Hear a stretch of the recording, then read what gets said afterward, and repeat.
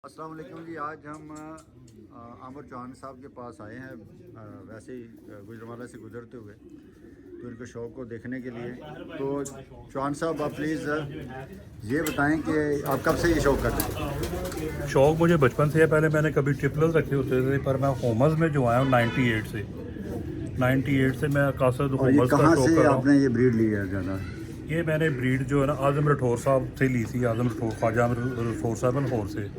तो बेसिकली ये उनके बर्ड्स आए थे। कहाँ से इम्पोर्ट किया था? उन्होंने पीटर लू से लिए थे अपना, जो जिसका चाइनीज़ रेस्टोरेंट है ना अपना, तो वो इंतकाल कर गया हुआ बंदा पीटर लू और साकब लोन साहब। ये उन्होंने जो कलेक्शन इकट्ठी की थी उसमें ज़्यादा बर्ड्स मेरे पास वो है। इनको आपने क्रॉस ब्रीड कराया या वही ब्रीड करवाया है, इसमें थोड़ा सा डालना पड़ता है, क्रॉस मैंने थोड़ा सा डाला इनमें। अच्छा, थोड़ा क्रॉस किसको आप कहते हैं? मतलब यानी कि मादा, यानी कि अगली 2 जनरेशन में जाके ना मैंने इनको चेंज किया, उसमें मैंने प्रिंस का क्रॉस डाला इसके अंदर। ठीक है। तो उससे वो प्रिंस कहाँ से लिया आपने? वो प्रिंस मैंने डॉक्टर अरशद साहब से लिया था अपना, इस्लामाबाद से। उन्होंने कहाँ से लिया था? उन्होंने, वो भी एक बंदा आया था, नाम निकल गया मेरा ज़हन से उस वक्त, जब पीटर लू कबूतर मंगवा रहा था ना, मैंने इम्पोर्ट कर रहा था, तो इस्लामाबाद का बंदा भी वो इम्पोर्ट किए थे उसने, तो उनसे लिए थे। इनको आप क्या समझते हैं कि कौन सा सीज़न है पाकिस्तान के लिहाज से जो रेसेस के लिए बेस्ट है? रेसिस के लिए सबसे बेस्ट सीज़न जो है ना, जिसमें अपना विज़न क्लियर होता है, मौसम फॉग वगैरह नहीं होती, वो मार्च का महीना सबसे आइडियल है। और जो फ़ॉरेन में भी शौक़ हो रहा है ना, जब यानी कि मैं पंजाबी में या देसी लफ्ज़ों में कहूँ, जब गंदम पकने पे आती है ना, जब गंदम गोल्डन सिट्टा गोल्डन होना शुरू हो जाता है, वो रेसिस का सीज़न है वो। तो उससे पहले आप तैयारी आपने अभी तक कितनी रेसों में हिस्सा लिया है और मैं आपकी तकरीबन मैक्सिमम अच्छी पोजीशन क्या 2007 है? से रेसिस खेल रहा हूँ। सबसे अच्छी पोजीशन आपकी फर्स्ट पोजीशन आई है कि कई दफ़ा? ये अभी लास्ट ईयर इसी साल में 2020 था। वो अपना उसी प्रिंस में से, प्रिंस ब्लड लाइन मैटर करती है या ट्रेनिंग मैटर करती है या फूड मैटर करती है? ट्रेनिंग भी मैटर करती है और साथ में लक भी मैटर करती है। इसमें ज़्यादा लक का भी चक्कर है, तैयारी तो हर दोस्त ने की होती है। लक ने भी काम किया, मेरी ट्रेनिंग ने, मेरी मेहनत ने और ब्लड लाइन ने भी काम किया, तो माशाल्लाह अल्लाह ताला यानी सारी चीज़ों पे नज़र रखनी पड़ती है।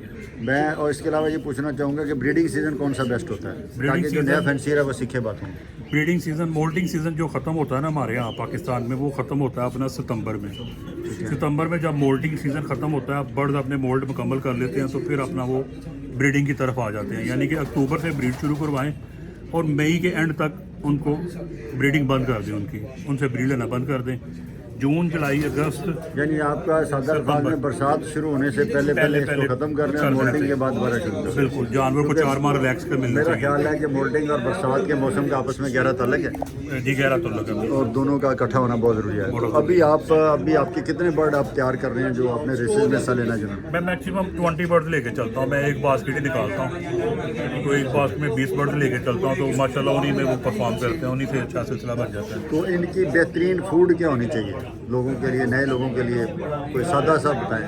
बेहतरीन फूड तो यही है कि अगर आप ब्रीडर्स के लिए फूड ले रहे हैं तो वो अलग है। ब्रीडर्स के लिए जो दाना है वो उसमें वो इस्तेमाल करते हैं जिसमें प्रोटीन वगैरह का सोर्स ज़्यादा हो, यानी कि काले। लोगों को बताएं कि क्या चीज़ें खानी चाहिए। प्रोटीन और कार्बोहाइड्रेट के चक्कर में डालेंगे तो लोग सारी बात नहीं समझ पाते।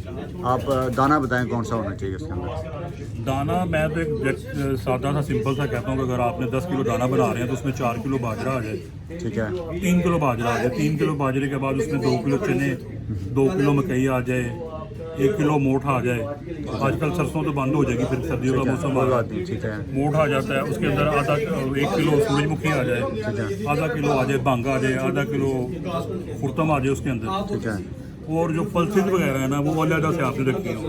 जब आप दाना, मैं जो दाना इस्तेमाल करता हूँ, मैंने बाजरा अलग रखा है, ग्रेन अलग रखी है, और जो पल्सेस है वो मैं अलग रखता हूँ। दालें लग रखी हैं? दालें रख रखी हैं मैं। दालें फिर जब ब्रीडिंग पे आते हैं ना बर्ड, जब बच्चे निकले हों, तो दालों की रेशो जो है ना वो तकरीबन 35% कर देता हूँ उनमें मैं। पल्सेस की रेशो 35% आ जाती है उसमें।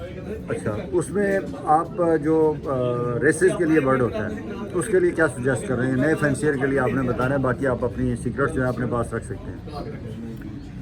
उसमें यही है कि माशाल्लाह पहली बात तो चलती है जी अपना कि ब्लड लाइन अच्छी होनी चाहिए, पेडिग्री, यानी कि इस तरह से हो कि उनके माँ बाप ने रेसेस खेली हो और उस बर्ड्स की आई साइन में आपको वो चीज़ें नज़र आती हों, उसके फेदर्स में, उसकी सेहत के हवाले से वो सारी चीज़ें काउंट करती हैं। यानी कि उसकी मेडिकेशन, सेहत और जो सप्लीमेंट्स देते हैं वो पूरे होने चाहिए।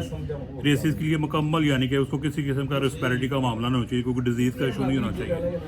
और इनको आप जब टॉसिस पे लेके जाएं तो जल्दबाजी नहीं करनी चाहिए। 1 किलोमीटर से स्टार्ट करें। सबसे पहले बर्ड्स को बास्केट से अटैच करें, उसकी जो हेजिटेशन है वो ख़त्म हो, यानी कि उसको पता हो कि मैं बास्केट में वो जा उसके साथ मानूस हो जाए बास्केट के साथ। तो बाद में फिर आप उसको किलोमीटर से, 2 किलोमीटर से, 3 किलोमीटर से छोड़ें। और जब भी छोड़ें, नंबर ऑफ बर्ड एक ग्रुप में 10 होना चाहिए, इससे ज़्यादा नहीं होना चाहिए। इनको ज़्यादा ख़तरनाक बीमारी कौन सी आती है और क्यों आती है? इनकी सबसे जो बेरहम बीमारियां जो बयान की जाती हैं ना, जो मर्सीलेस हैं, यानी कि जो रहम ही नहीं करती इनके ऊपर, एक तो पैरामैक्सो वायरस है जिसे हम आम ज़बान में रानीखेत कहते हैं, न्यू कैसल डिजीज़। एक तो वो है, उसकी तो एक ही सिलसिला, उसमें तो मेडिसिन कोई काम नहीं करती सिवाय विटामिन ई के। उसकी तो वैक्सीनेशन है कि आपने सबसे पहले वैक्सीनेशन की हो बर्ड्स की, तो वो ठीक रहता है। और दूसरी जो बीमारी है वो टाइफाइड और कॉक्सी है जो बेरहम है। और वो टाइफाइड और कॉक्सी का जो है ना, कॉक्सी, इनका आप इलाज करते रहें। क्रिएटिव तो बाद में क्रिएटिव की आने की नौबत ही ना पड़े। मैं तो प्रिकॉशनरी ट्रीटमेंट करता रहता हूँ, यानी कि 5 हफ्ते बाद, 6 हफ्ते बाद मिनिमम डोज में प्रिकॉशनरी ट्रीटमेंट कर दिया। वो बीमारी आए ही ना, बर्ड्स बीमार ही ना हो, तो वो ठीक रहता है। कि बजाय इसके कि कई दोस्त ऐसे करते हैं, वो बर्ड्स को मेडिकेशन ही नहीं देते। जब भी बर्ड्स बीमार होता है, मरने शुरू होते हैं, उस वक्त ट्रीट करते हैं। उस वक्त पानी सर से गुजर गया होता है, यानी कि जब 30% 40% लॉसेज हो जाते हैं, तो तब मेडिसिन यूज़ करते हैं। मैं दोस्तों को ये एडवाइस करूँगा कि प्रिकॉशनरी ट्रीटमेंट जो है ना वो पहले से करते हैं। कौन सा मौसम है जिसमें प्रिकॉशनरी ट्रीटमेंट पहले ले लेने चाहिए? प्रिकॉशनरी ट्रीटमेंट हर एक की चीज़, यानी कि बरसात के मौसम में टाइफाइड ज़्यादा फैलता है, कॉक्सी ज़्यादा फैलती है। इन दिनों में इसके जो प्रिकॉशनरी मेजर्स है ना, यानी कि कॉक्सी के लिए इम्प्रोलियम यूज़ करें, बेहतरीन ड्रग्स है, साइड इफ़ेक्ट्स कम है। और टाइफाइड के लिए आप अमॉक्सल फूड, यानी कि अमॉक्सोलिन जो है वो इस्तेमाल कर सकते हैं, वो इसके लिए सबसे बेस्ट है। चले जी, इंशाल्लाह चौहान साहब से हम मज़ीद भी आप लोगों को मुस्तफ़ीद करेंगे, बातें इनसे पूछेंगे। बर्ड्स आपके सामने हैं, इनकी जो इनकी देखभाल है वो भी बड़ी क्लासिकल है और बड़ा अच्छा सिस्टम बनाया हुआ है इन्होंने हर लिहाज से। ये इनका ब्रीडिंग साइड है और यही तरीक़ाकार है कि आप अपने अगर बर्ड का शौक़ रखते हैं तो सबसे पहले उसके बारे में जानें कि इसको कैसे हमने आगे लेके बढ़ना है। तो मज़ीद भी आप लोगों की मदद करेंगे वक्त के साथ साथ। Thank you.